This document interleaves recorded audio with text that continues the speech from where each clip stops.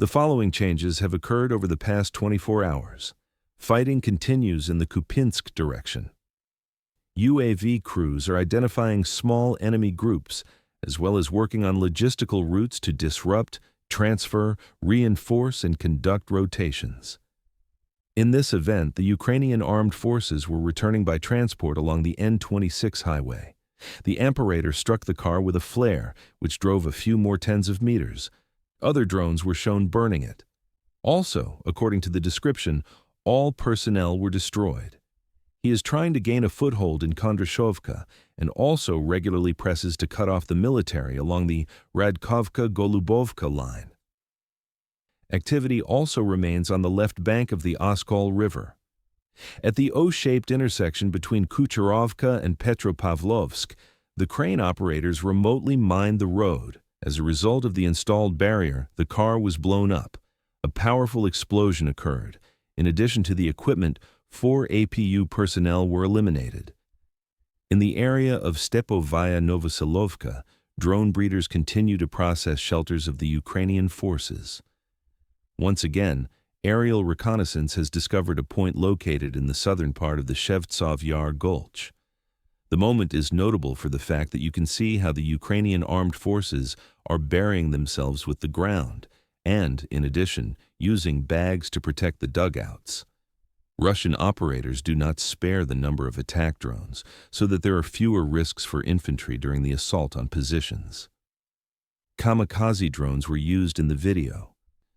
Further south, in the Bogoslavka area, Russian troops are trying to move forward.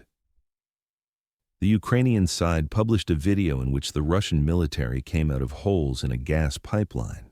She also stated that the event took place on December 16th. The enemy immediately began to intensively use kamikaze drones on the fighters, so additional information is expected on this area. Fighting continues in the Red Army area. In the encircled Dmitrov, combat groups supported by firepower are squeezing the remnants of the Ukrainian garrison. In its northeastern part, the operator identified a hiding enemy in the building. The Scopter performed a reset. The presence of the Russian side has not yet been recorded in this place. A small clarification is being made on the line of contact. To the south, there is also an indicator that the enemy is clinging to an apartment building. The presence of an enemy was noticed in the youth neighborhood next to the house. The drone operator used the same means of destruction. The situation of the armed forces of Ukraine has become dramatically more complicated after the loss of control over Svetla. Meanwhile, the Ukrainian armed forces are trying to resume fighting for Krasnoarmysk, south of Grishin in SU, in an attacking attempt on armored vehicles. Moving along the M30 highway, they reached the northwestern part of the city. The opponent reported that the event took place on December 20th. Near the gas station, the Ukrainian infantry dismounted and then went to occupy the building. It is located next to the Stella. They were covered by the Ukrainian crew on Abrams. After driving a little further, he fired at least one shot. This tank was destroyed by drone strikes. The Russian video shows a part of the fragment where the drone flies around this burning piece of equipment. The source also reported that the action took place on December 20th. In another Russian video near a gas station, operators destroyed a Ukrainian infantry fighting vehicle with the same weapon.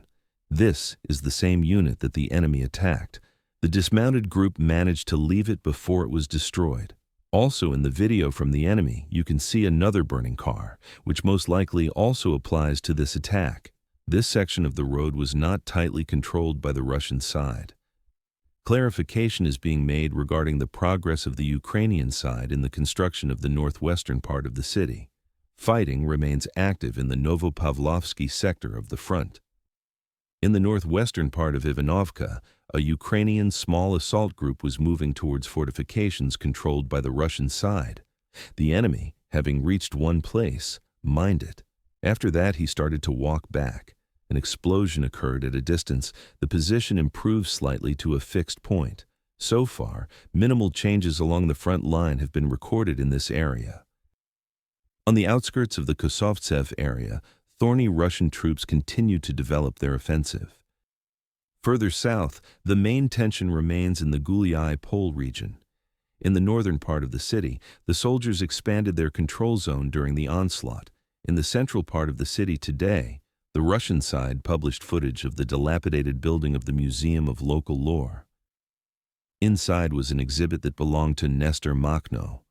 Russian combat groups have completely cleared it out. The promotion of the Russian side is added a bit. In the eastern part of the city and to the south, the soldiers are also pushing through enemy positions. In the continuation of the offensive, the controlled territory was expanded with the knocking out of farms in the countryside. Aviation and jet fighters provide support to the fighters all the time. Heavy work is observed in the western part of the city. In one example, the pilots covered the positions of the Ukrainian forces with bombs. Agricultural buildings have been built in this place. For the Ukrainian armed forces in the battle for the city, it is one of the main pillars. A little to the west, Tornado S gunners were working. The military waited for the enemy to assemble at the temporary deployment point. After that, the rocket destroyed this building along with the personnel of the formation of the 225th Regiment. The location is also convenient for the enemy because the main delivery of reinforcements is carried out along a nearby paved road. Zalezniknoe Huliaipole. During the day in the area of responsibility of the Vostok Group, the losses of the armed forces of Ukraine amounted to up to 3 companies of manpower. In the Kharkov direction, the detachments of the North Group continue to put pressure. 2 days ago, a strong sign of the breakdown of the Ukrainian defense appeared in the Vilcha area. Due to the continuous pressure from the soldiers, the enemy began to leave the southern part of the urban-type settlement in small groups through the fields. Both the Russian BPVA calculations and their colleagues worked on them, which in addition serve as detachments. In the end, the warriors completely liberated this point with confident actions. Motorized infantry units of the 69th Division and the 128th Brigade, as well as fighters from the Ahmad Zapad Battalion, participated in the battles for him. In this area, this is the first liberated settlement with the status of an urban-type settlement. There are also changes from the west. From the side of the village, the warriors advance daily in a large forest area. At a minimum, the control zone is expanding, taking into account the entry into that forest. It stretches for about 7.5 kilometers, where the village of Rubezhnoye begins. Its capture will block the main supply routes from the Kharkov area to the Great Kaluga sector of the front. In the Sunsky direction, units of the North Group are engaged in fierce clashes with the enemy.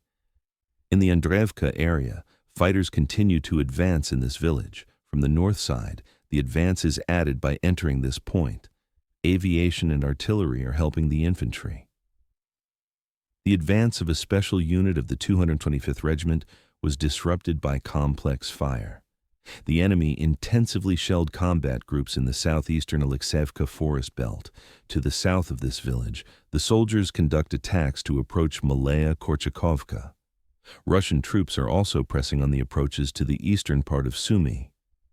In the area of Vysokoye, the enemy, having suffered losses, decided to surrender in the number of 13 people. Usually, 1 or 2 people are marked. In this area, the Ukrainian armed forces have little motivation to resist. To the south, the enemy claims to have lost control of Grabovsky, and that battles are already underway with the neighboring Rezin. At least 5 prisoners were taken by the military who were in Grabovskoye. Before that, they felt relatively safe.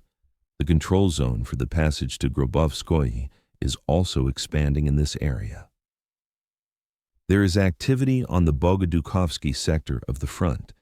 In the border Sotninsky Cossack village, the enemy discovered the movement of a Russian unit. I started using drones.